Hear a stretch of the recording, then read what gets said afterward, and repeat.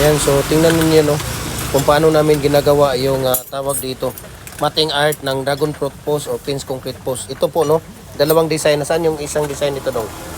Kunin mo ngayon isang design dong parang white. Ito po yung ginagawa natin no. Ayan no. Dalawang design po 'yan sa mating art natin ng ating dragon fruit post or pins concrete post. Ayan no.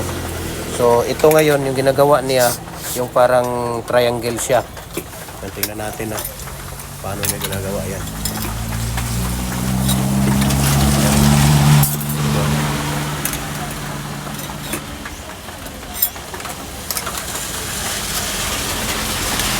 Ito yung para sa ating pins concrete post natin.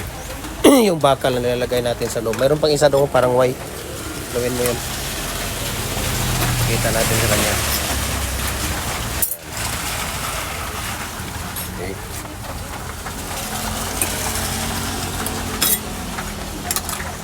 Tapos pakita mo sa akin.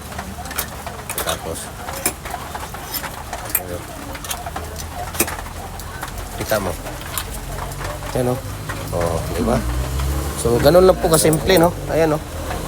Ganun lang po kasimple yung ating paggawa ng ating mating.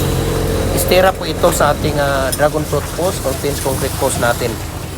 Ayan. So, follow na rin po ninyo ako, no?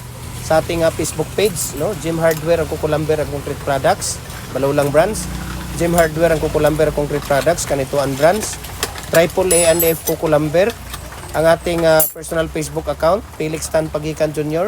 Ang ating Instagram, Felix_Pagikan 2000. At saka yung ating YouTube channel, Gem Hardware, Kukulamber, Concrete Products. Para updated po kayo sa ating mga video, no?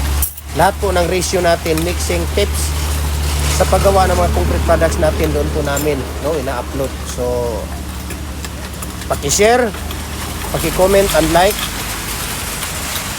para makita natin kung saan naabot yung video natin. Mabuhay and God bless po sa ating lahat.